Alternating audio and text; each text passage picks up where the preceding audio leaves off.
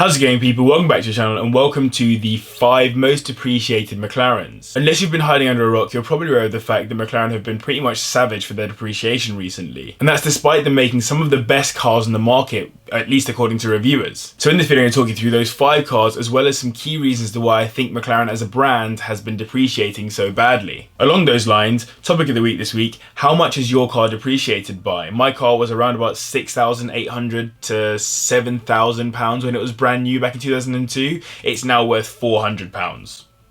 So quite a lot. Let me know the depreciation on your car in the comments. We'll have a chat about it. As always, remember to like, comment and subscribe as well as follow me on Instagram. But without further ado, let's get into the video.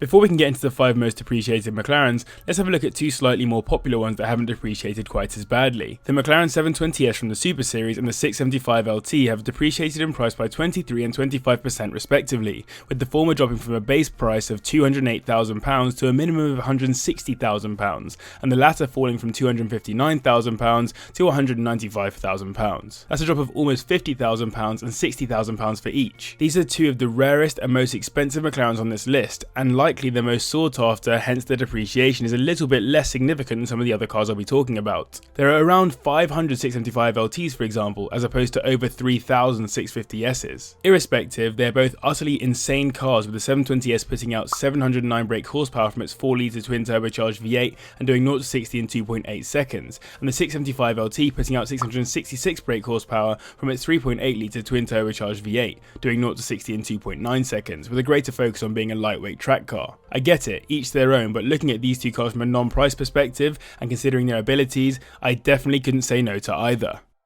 Anyway, getting onto the top 5, we have the 540C from McLaren Sports Series, which has a base price of £126,000 when it left the factory, but has depreciated to a minimum of £83,000 for 10 to 20,000 miles on the clock. That's a decrease of 34%, which is pretty insane. Even the most expensive second-hand 540Cs are listed at around £110,000, which is a 13% decrease from that base price before speccing. The 540C uses a new iteration of the 3.8-litre twin turbocharged V8 already used in the 650S and P1, putting out 533 brake horsepower and doing 0 to 60 in just 3.4 seconds. This car was unveiled as the entry-level sports car for the McLaren range, with a focus on day-to-day usability and drivability, rather than track prowess. It has improved ride quality for city driving and cruising, as well as an ergonomically designed interior for comfort, and smart areas around the car for taking luggage with you. The price is also far lower than the 570S simply because it lacks a whole bunch of the performance features that the S comes with, like carbon ceramic brakes as standard, and doesn't quite have the multitude of carbon fiber body panels. It competes in the same kind of class as the Porsche 911 Turbo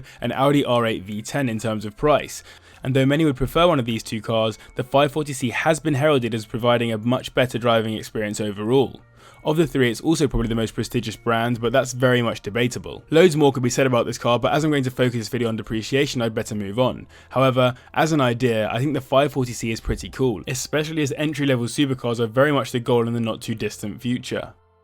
In 4th we have the 570S, which was £145,000 in base spec from factory, but recently fell below the £100,000 mark at £95,000 for 15,000-ish miles on the clock, meaning it has also depreciated by 34%. The only reason I've put it above the 540C is the fact that it's depreciated by £50,000, as opposed to the £43,000 in the 540C. As it provides the base for the 540, it shares the same 3.8-litre twin turbocharged V8, though it puts out 562 brake horsepower and does 0 to 60 in 3.3 seconds as a result. This is basically a lighter, more powerful older brother to the 540C, and it's supposedly the middle ground between a track-focused and road-focused sports car. McLaren claim the car has the lightest weight and highest power to weight ratio in its class, with a total dry weight of 1,356 kilograms thanks to an excessive use of carbon fiber. It also has an aerodynamic look based around the teardrop-shaped cockpit, which is a design partially inspired by the P1, which you can also see at the rear with the slim LED tail lights and diffuser styling, not to mention the dihedral doors. Reviews of the car mention the way it drives is stunning, however they also note that compared to some of its rivals, it doesn't quite provide the same comfort. Either way, it's a stunning looking car in my opinion, and with prices plummeting below the 100k mark, maybe we'll see one of these continue to dip down to a more affordable region in the near future.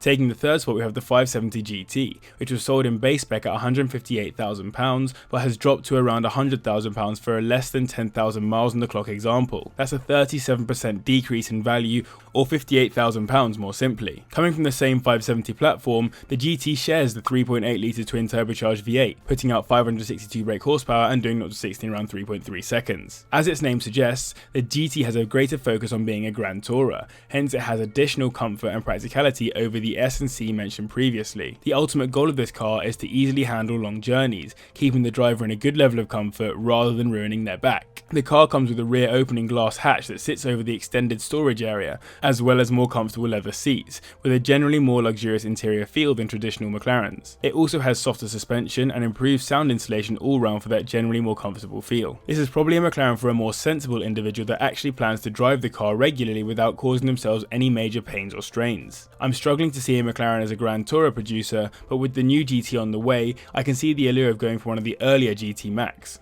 In second, we have a car that has depreciated so ridiculously in the time that has been available that if I was an owner, I would be absolutely livid. The 650S has a base price of £195,000 when it went up for sale in 2014. You can now get one for £90,000 with around 25,000 miles on the clock, and there are more than 5 going for less than £100,000 here in the UK with around 5,000 miles on the clock. That's a decrease of 54% in value. My heart goes out to anyone who bought one of these brand new, as even the most expensive second-hand ones are going for £130,000, which is still a 33% decrease in value. What a joke. The cheapest 650s are literally over £100,000 cheaper than when they left the factory. Let's put that into perspective for a second. This 2016 650S here has just 4,427 miles on the clock and is listed for £99,850. Assuming it sells for that money, and assuming it was a base spec, which it wasn't, the car has decreased in value by approximately £21.49 per mile. Every mile took that much money off the car,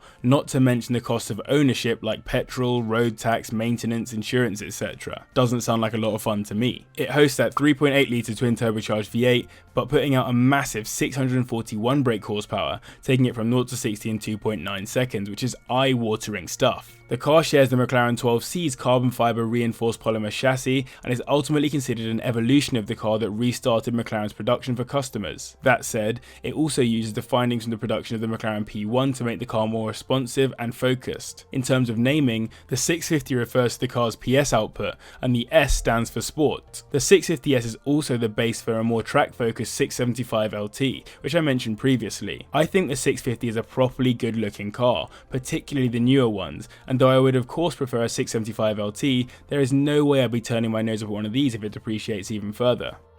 You may have expected the car taking the top spot in this video. It is, of course, the slightly older McLaren 12C, which was £168,000 in 2011 and now in 2019 goes for as little as £75,000, a decrease of 55% in value. Not quite as impressive as 650S depreciation in my opinion, given the fact it's been around slightly longer, but the facts are still there, and there are so many 12Cs going for around the £75,000 mark. Guess what engine it has?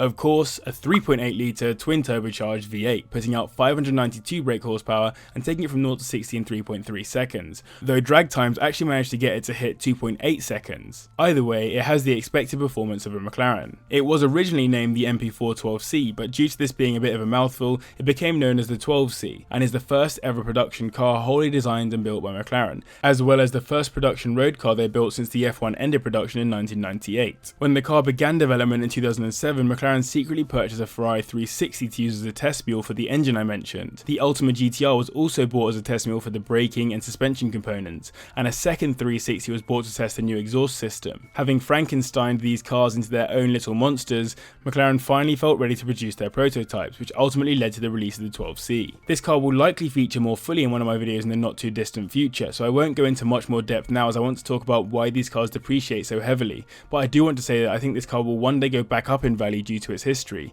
especially if McLaren can get their act together with their future car production.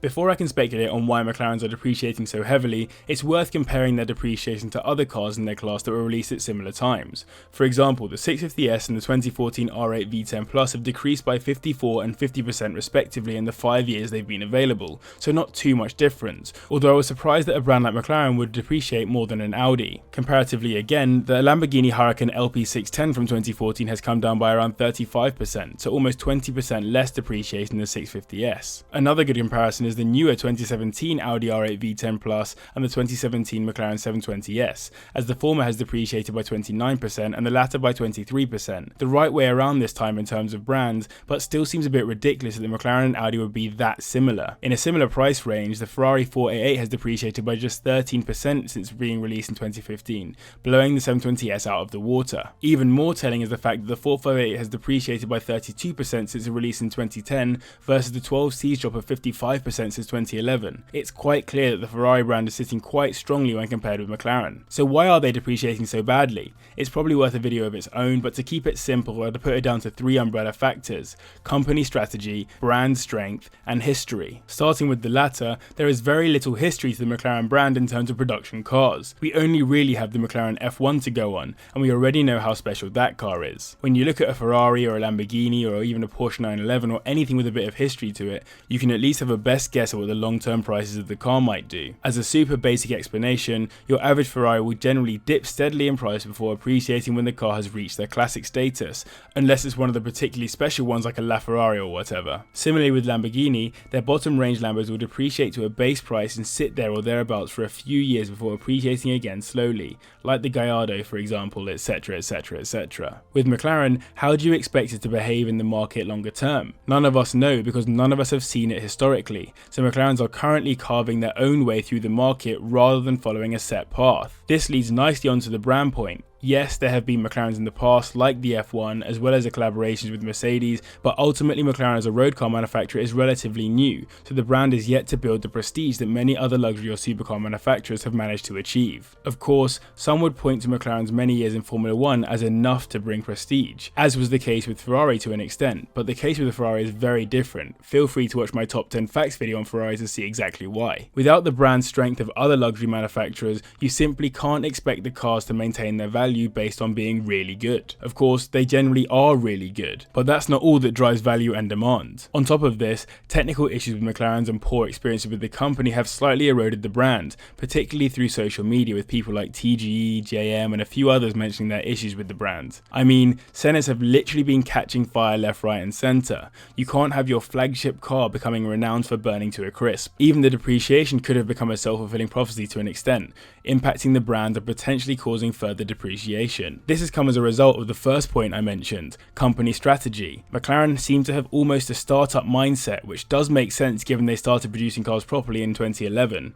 To that end, they are producing new and more cars every year. People have said it's like Apple releasing a new iPhone every year, so you always feel like your phone is out of date, and I definitely appreciate that argument. But even more pressing is the point that they're focusing on getting numbers out of the door, which is working from a growth point of view, but certainly eroding the intrinsic value of each car. Think about the McLaren F1, a one-off incredible car that is heralded as one of the best cars ever produced, and it came out on its own. There was no fear of another car taking over from it the year afterwards, and even though the Ultimate series of McLarens like the P1 and Senna are unlikely to depreciate and have in fact appreciated, I would be surprised if they gain the status of the F1, simply because of this huge drive to produce cars McLaren is currently on. Fortunately, they have discussed decreasing units of cars to make them a little more exclusive, but I wonder if they'll actually go through with this given markets around the world are growing massively year on year. Sales to China went up by 122% for McLaren from 2017 to 2018. It's quite hard to turn down a growing market for McLaren, especially when they stop selling their old cars in the dealerships pretty sharpish. There are plenty of other reasons why McLarens depreciate so heavily, including the loss of Ron Dennis, the lack of McLaren specialists due to the companies not sharing diagnostics equipment, and all the rest, but too much for this video. Maybe I'll have to do a separate video explaining it in more detail in the future.